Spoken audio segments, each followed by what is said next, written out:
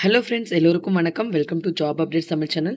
நம்ம இன்னைக்கு என்ன பார்க்க போகிறோம் அப்படின்னா, new syllabus TNPSC group 4 group 2 syllabus படி இருக்கக்கூடிய ஒரு டாபிக் தான்.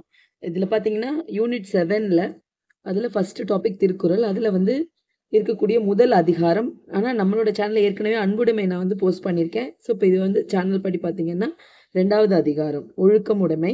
ஸோ அதில் இருக்க 10 குறளும் அதோட பொருளும் தான் நம்ம பார்க்க போகிறோம். ஸோ வாங்க வீடியோக்குள்ளே போகலாம். முதல் குறள் பாருங்க. ஒழுக்கம் விழுப்பம் தரலான், ஒழுக்கம் உயிரினும் ஓம்பப்படும் அப்படின்னு சொல்லியிருக்காங்க. அதாவது ஒழுக்கம் எல்லா சிறப்புகளையுமே தரக்கூடியது.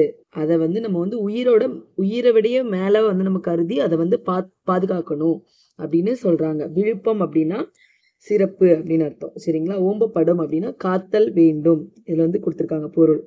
சரிங்களா? ஸோ மறுபடியும் நான் ரிப்பீட் பண்றேன். ஒழுக்கம் விழுப்பம் தரலான், ஒழுக்கம் உயிரினும் ஓம்பப்படும். 2வது குறள் பாருங்க.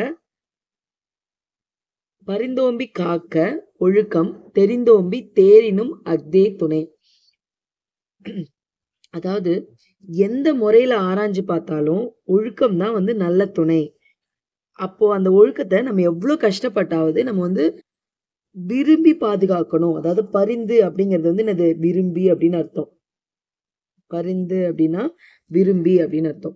ஸோ அந்த எவ்வளோ கஷ்டப்பட்டாவது அந்த ஒழுக்கத்தை விரும்பி நம்ம பாதுகாக்கணும் அப்படிங்கிறத இந்த குறள். என்ன குறள் மறுபடியும் பாருங்க. பரிந்தோம்பி காக்க ஒழுக்கம், அதாவது விரும்பி நம்ம காக்கணும். தெரிந்தோம்பி தேரினும் அஃதே துணை. தேரினும் அப்படிங்கிறதுக்கு என்ன மீனிங்? எந்த முறையில நம்ம ஆராய்ஞ்சு பார்த்தாலும் ஒழுக்கம் தான் சிறந்தது அப்படிங்கிறத சொல்றாங்க. அது ஒரு நல்ல துணையும் கூட ஒருவருக்கு அப்படின்னு சொல்றாங்க. சரிங்களா? அடுத்த குறள் பாருங்க. 3வது குறள். ஒழுக்கம் உடைமை குடிமை இழுக்கம் இழிந்த பிறப்பாய் விடும். அதாவது ஒழுக்கம் இருக்கிறவங்க தான் உயர்குடியில பிறந்தவங்க. அப்படி ஒழுக்கம் இல்லாதவங்க இழிந்த குடியில பிறந்தவங்களா ஆயிடுவாங்க அப்படிங்கறத இந்த குறள்.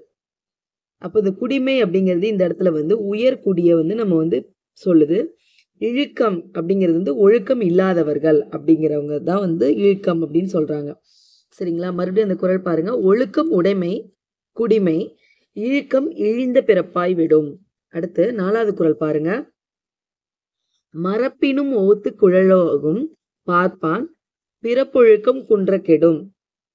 அதாவது இதுல என்ன சொல்றாங்க? மரப்பினும் அப்படின்னா நம்ம கற்ற கல்வியை மறந்துட்டா கூட மறுபடியும் அதை கற்றுக்கொள்ள முடியும். கொள்ளல்னா எடுத்துக்கொள்ளலாம், அதாவது படிச்சு தெரிஞ்சுக்கலாம் அப்படின்ற மாதிரி மீனிங். பார்ப்பான் பிறப்பொழுக்கம் குன்ற கெடும். ஆனா ஒழுக்கம் குறைஞ்சிருச்சு அப்படின்னா அவங்களோட குடி பிறப்போட சிறப்பு அழிஞ்சு போயிடும் அப்படிங்கிறது தான் மீனிங். சரிங்களா? அதாவது ஒருவன் கற்ற கல்வியை மறந்தாலும் அவன் மீண்டும் கற்றுக்கொள்ள முடியும். ஆனால் ஒழுக்கம் குறைஞ்சிருச்சுன்னா அவங்களோட குடிப்பிறப்போட சிறப்பே அழிஞ்சு போயிடும். அதுதான் மரப்பினும் மூத்து கொள்ளலாகும் பார்ப்பான் பிறப்பொழுக்கம் குன்ற கெடும். சாரி. அடுத்த 5வது குறள் பாருங்க. அழுக்காருடையான் கண் ஆக்கம் போன்றில்லை ஒழுக்கம் இலான்கண் உயர்வு. அழுக்காருன்னா பொறாமை. அந்த பொறாமை இருக்கிறனுடைய ஆக்கம் அப்படிங்கிறது செல்வம். அந்த செல்வம் அவங்ககிட்ட நிலைக்காது. அது போல போன்று இல்லை, அது போல இல்லை ஒழுக்கம் இலான்கண் உயர்வு. ஒழுக்கம் இல்லாதவன் கிட்ட உயர்வு இருக்காது அப்படின்றாங்க. அழுக்கார் உடையான்கண் ஆக்கம் போன்றில்லை ஒழுக்கம் இலான்கண் உயர்வு அப்படின்னு சொல்றாங்க. சரிங்களா? அடுத்து 6வது குறள். ஒழுக்கத்தின் ஒழுகார் உறவோர் இழுக்கத்தின் ஏதம் படுபா கரிந்து. அதாவது ஒழுக்கம் தவறுனா என்னென்னலாம் குற்றம் நமக்கு நடக்கும் அப்படிங்கிறத தெரிஞ்சுக்கிட்டவங்க அந்த ஒழுக்க நெறியிலிருந்து எப்பவுமே விலகவே மாட்டாங்க. அந்த ஒழுக்கத்தை கடைபிடிப்பாங்க அப்படிங்கிறது இந்த குறளோட மீனிங். ஒழுகார் அப்படின்னா விலக மாட்டார். உறவோர் அப்படிங்கிறது என்னது? மன வலிமை மிக்கவங்க. ஏதம் அப்படின்னா குற்றம். சரிங்களா? அப்போ ஒழுக்கத்தின் ஒழுகார் உறவோர் இழுக்கத்தின் ஏதம் படுபா கரிந்து.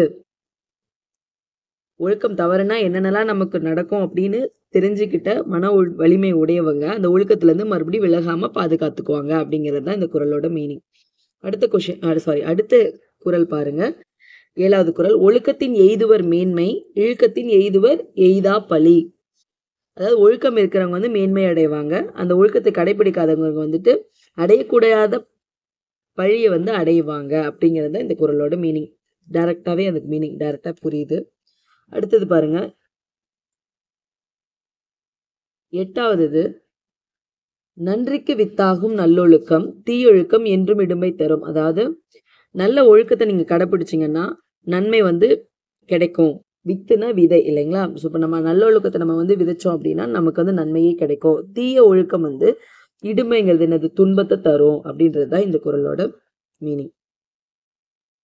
அடுத்து, ஒழுக்கம் உடையவர் கொல்லாவே தீய வழுக்கியும் வாயார் சொல்லல்.